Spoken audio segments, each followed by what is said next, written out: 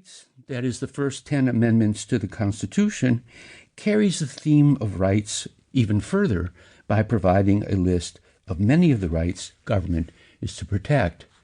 Things like freedom of speech and press, the right to a jury trial, the right not to be subjected to cruel and unusual punishment.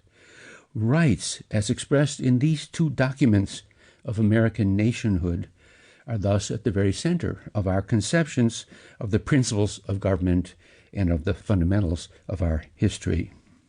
Another testimony to the importance of rights and the Bill of Rights is the way both the Declaration of Independence and the Bill of Rights have been affirmed, copied, imitated all over the world, actually, since the 18th century, when the Americans, in effect, produced the first examples of these things. Not long after the issuance of the Declaration of Independence in 1776, the French issued their very imitative Declaration of the Rights of Man and Citizen in connection with their revolution in 1789. Their revolution, as expressed in that document, was in turn imitated by many other revolutionary movements in the succeeding years, including, for example, by the Vietnamese in their movement for independence from the French in the 20th century, and then by many other movements for decolonization in 19th century in particular. The American Bill of Rights was unique to America, meaning there were no quite similar documents at that time. But since World War II, similar kinds of protections for rights have been added to constitutions all around the world, including by our neighbors to the north in Canada and in Europe in the European Union. Finally, it is clear that the Bill of Rights is not merely a matter of historical or sentimental interest. Many of the very important issues of our day turn out to be Bill of Rights issues.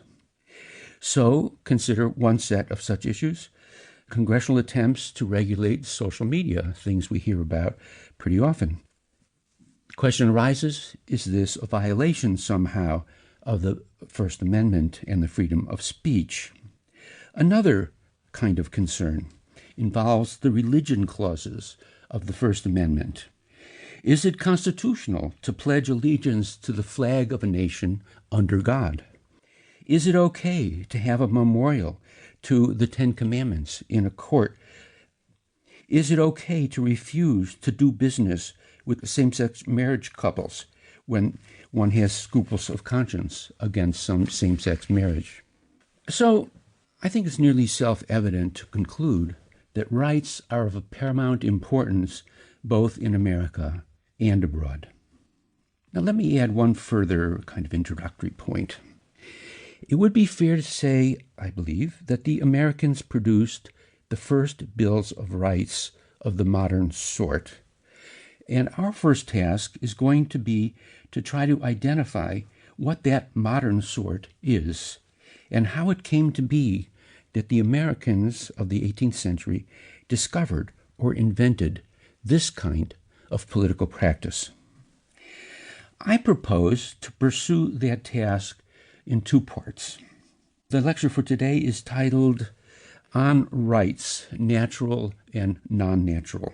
And in this and 2 or 3 later lectures, I want to look at the conceptual and philosophical foundations for the emergence of the American Bill of Rights.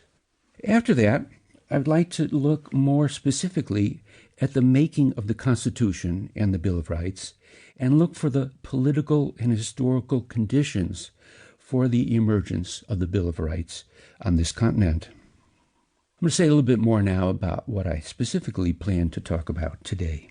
I have a general thesis that I want to put forward right here at the outset, and I hope you would keep in mind all the while that we are wandering around in the details that we're going to explore today, that you keep the picture of the forest while we examine some of the trees. Here's the forest, or my thesis. The Bill of Rights emerges as a kind of synthesis or amalgamation of two different rights conceptions which the Americans were heir to.